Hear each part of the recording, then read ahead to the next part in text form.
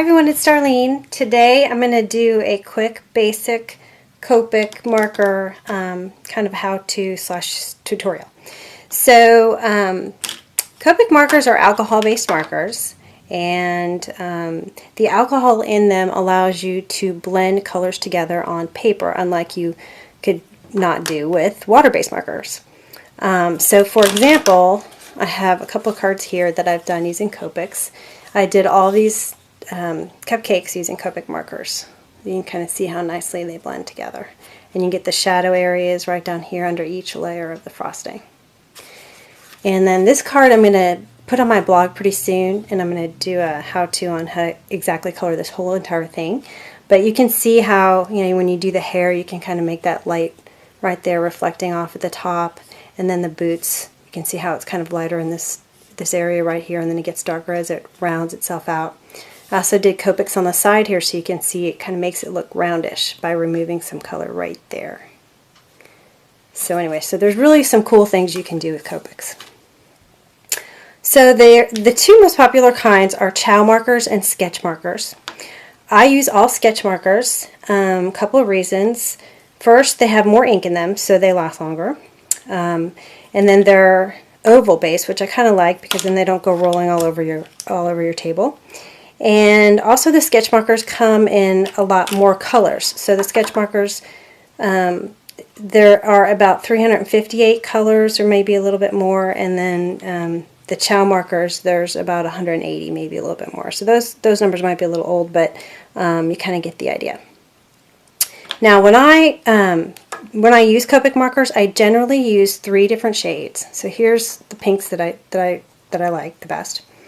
There's R81, R83, and R85. Now, if I did not have 3 and I was just going for 2, because I didn't want to spend money to buy 3, I would buy the lightest and the darkest, and then I would take my 0, which is a colorless blender and something you really need, and I would use the colorless blender to remove color from the darkest to make that medium color.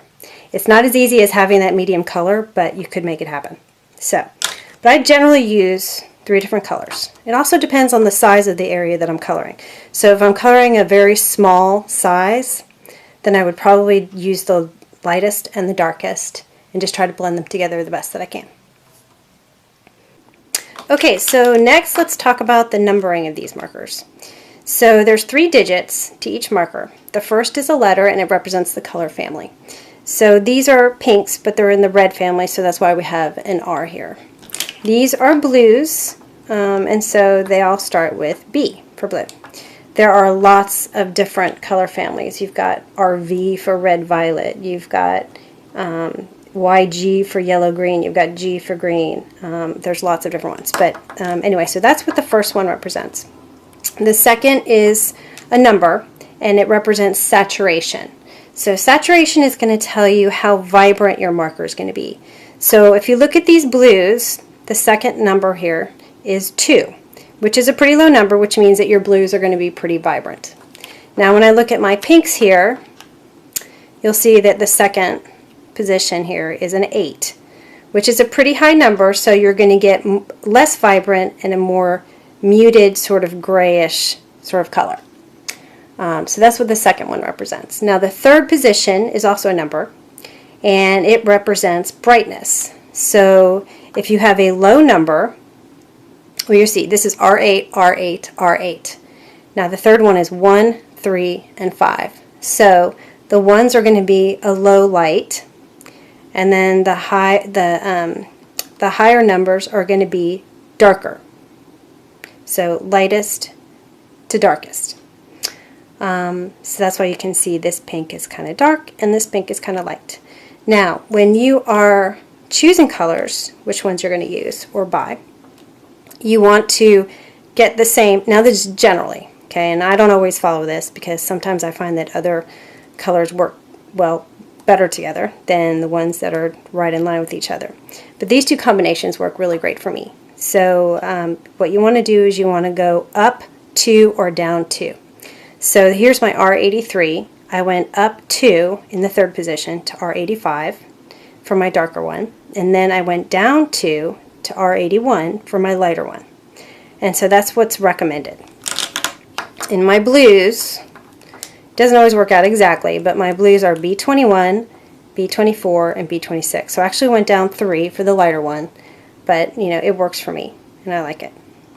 So now, when I store my markers, I store them in this container. Let me see if I can zoom out a little bit here.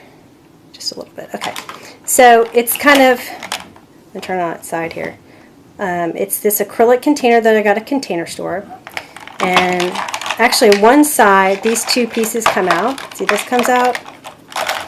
Sorry about this. Okay, this comes out and this comes out because one side didn't have compartments, but the other side does have compartments. So I just kind of made my own compartments for the other side. And so what I do is I store all of the R's and also the V's for Violet in one container.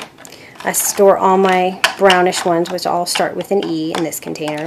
I have all my B's and BG's here, and so on. So I combine all the light colors together. There are also a set of kind of grays and tones, and that's what I store here. I personally just have a few C's, which is cool gray, and a few W's, warm gray. I've seen the N's and the T's, and to me they seem very similar to these, so I felt like I didn't really need to buy those, so I just bought the C's and the W's. And the C's and the W's to me are very different, so I like having those two sets. And then of course the 0 I store there also. I got these new Copic pens, and I kind of thought I would use this to outline something and then color it in, but I haven't tried it yet. But anyway, that's what these are. Okay, so it's really great having all my colors right here where I can see, okay, here are all my R's and V's. But when it comes to picking out what I'm going to use for color, it's kind of hard to do when they're all kind of like this, to see what's light, medium, and dark. So what I've done is I downloaded online, I'll put this on my blog, a chart which is made by Copic. And it's got all the different color families in it. So these are all the BVs, these are Vs, these are RVs, these are Rs, and so on. And so what I did was I just took the marker that I had and I just colored in the square. And that way I can see exactly what I have, and I can see what looks, because sometimes when you look at the marker it doesn't look like what it actually colors out to be. So that way I can see exactly what it's going to look like when I color it. And then I pick from there. So here's my B21, 24, and 26 that I showed you. You can see how that goes light, medium, dark. Then you have, if you look at this, G9, G12, and G14, to me, those probably in that order wouldn't work for me. That's why I'm saying sometimes the order doesn't really work, and you kind of have to see it out on a piece of paper.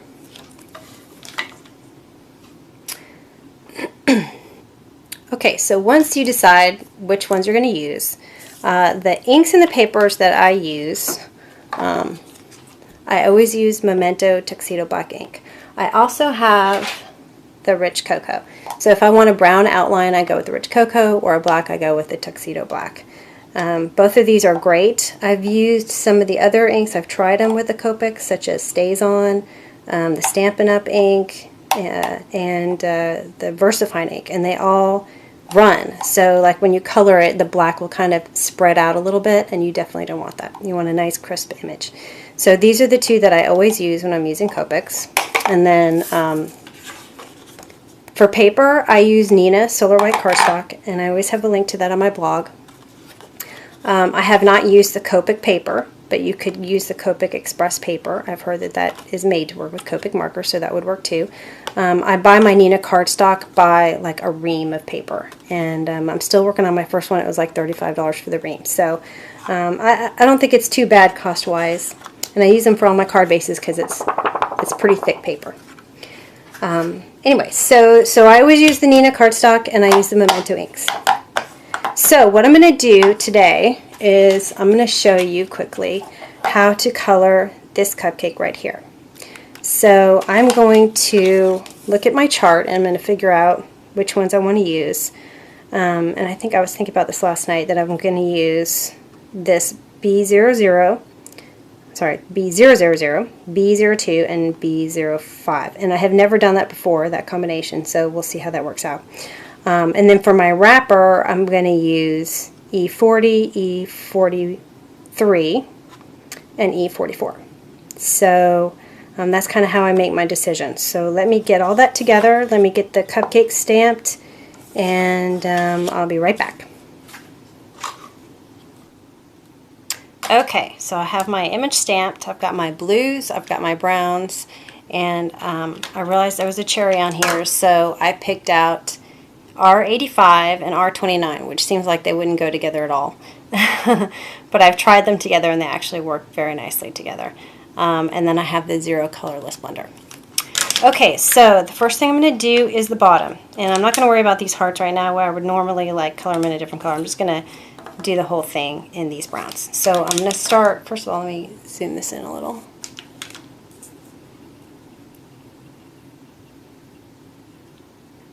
Not too much. Okay, so I'm going to take my lightest color, and my technique is I color the whole thing the lightest color. And this is a pretty light color. Okay, then I go and I take my darkest, which in this case is E44. Now my light, I generally have my light coming from this direction right here. So it's kind of behind me a little bit on my right shoulder. I kind of think of it as something that's coming over my right shoulder. And so the lightest area always when I do this is going to be right here. So if you look at the middle right here and then kind of go a little bit to the right, that's where the light's going to hit the most. So you're going to get the darkest area over here a little bit wider than the dark area that's going to be over here. And so what I generally do is I use my darkest on this side, but I don't use my darkest on this side. I use the medium on that side, because you're going to get, because my light source is coming from my right shoulder, my center of the light is right here. The darkest is over here, and this is just a tiny bit dark, but not as dark as this side, if that makes any sense. Okay, so my darkest one, I'm going to color over here. And it's going to edge down at the bottom. Okay, and I'm going to get kind of a shadow from this little thing that's flipping down, so I'm going to color that too. Okay, then I'm going to take my medium color, and I'm going to blend it in. And I'm going to touch all the areas I just touched with that darkest. And then my medium is the one I'm going to go here with. Okay, and then finish that out. Then I'm going to go back in with the very lightest color and do that same exact round motion blending.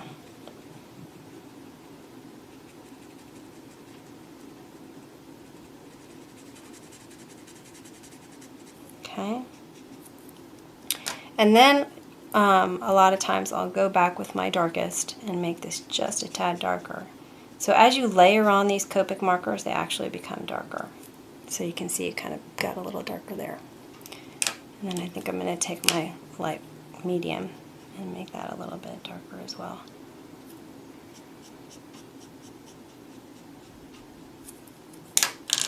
And then the lightest right here, just to make sure it all blends together.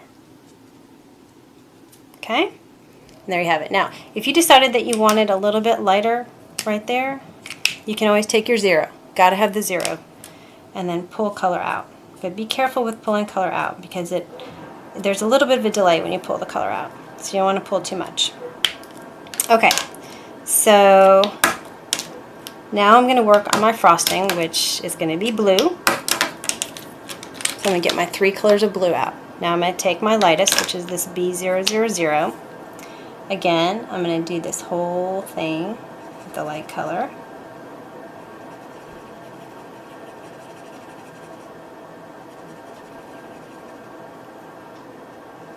Okay, now I'm going to go back in. Remember, my light is coming this way. So I've got my darkest, and it's going to be dark right where it's kind of rounding out to the back. Okay, so I'm going to color that, the darkest. And then also, if you think about it, this cherry is going to have a little bit of a shadow on the cupcake. So I am going to create my little shadow from the cherry right there. Okay, come back Okay, then I'm going to take the medium and I'm going to roll it around here and fade it out toward the center. Okay, and remember on the right side, I'm going to do some shading that's not quite as dark as the left. Okay, and when you think about it, the cupcake's going to be a little thicker on the top and it'll thin out as it gets toward the bottom. Okay, so then I've got my lightest. I'm going to go in there and blend it in.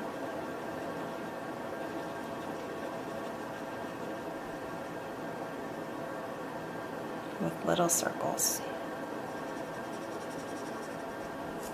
Okay, and then I'm going to take that darkest and make it just a tiny bit darker.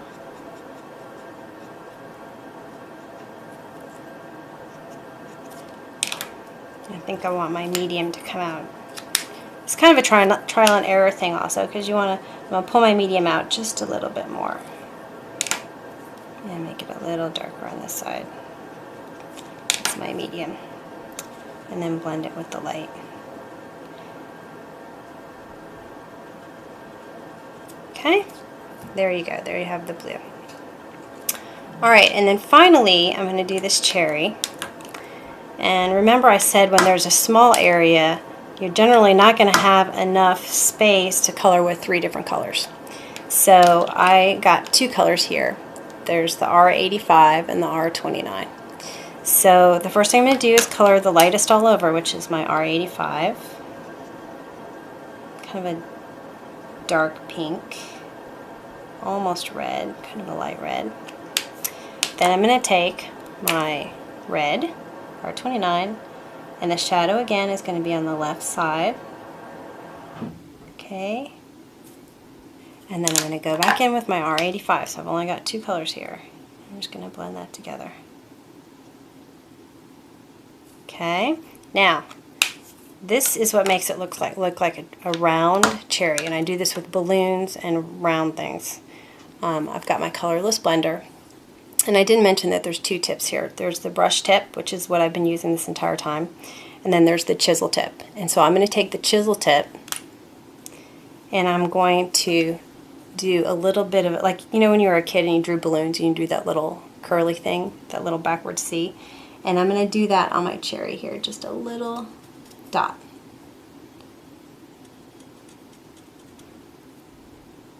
I'm wondering if this is my Copic marker that doesn't work. Hold on. Yes, this is my old one. In my last video, it did not work, and so I ran out and got a new one. There we go. See, it took color out right away. So I just did a little bit of a tick there. And you can see how it pulls a little bit of color out. And that's what makes it look kind of shiny, like it's got a little shiny tip, edge on it. Okay. Here, let me pick this up a little bit so you can see. If you can see that. Okay. All right. So that's pretty much it. I didn't want to go too long, but I just wanted to show you the basics. And I use this technique on pretty much all of my Copic cards. And if you want to do a search, you can search Copic markers on my blog and it'll bring you all the cards that use Copics. I always list the actual markers that I use, so you can always look and see. If you're interested in buying some, you can go find which cards I've done that you like how it turned out, and then just look at the numbers and you can purchase those. I buy mine at Dick Blick in bulk. They're $5.24 a marker.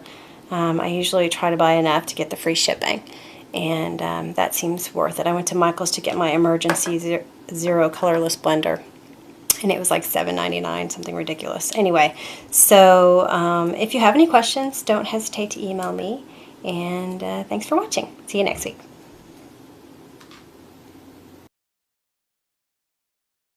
Hey guys, this is Jackie, your nerdy crafter, and since it's the holidays, I figured I'd do an easygoing video with my stalker bird. Editing is going to probably be very choppy because he's very active. Do forgive my voice, I have a cold and it's pretty much blocking my nose. What did you guys get for Christmas, or what did you give that you thought was pretty cool? Let me know in the comment section below. My birthday is pretty close to Christmas, so I wanted to show you guys what I got for both of them. I'm pretty sure most of you clicked because you're curious what $750 worth of art supplies look like. And just to be very clear, I did buy these for myself. Why not treat myself? To let you guys know that this worth is in Canadian dollars. I didn't pay that amount because I paid it in Japanese yen, which is cheaper. So here's what the markers look like. Of course, I have so many different colors. I bought approximately 60, and then I have also the colorless blender, I have refills, and the Copic papers, which are impossible to find on Amazon Canadian and in the US. If you want to see a full haul with all the colors and the testing of the colors, I will do that on my vlog channel. Also, I have a full vlog of shopping for these markers, so if you want to see a vlog on that also, make sure you subscribe to my vlog channel.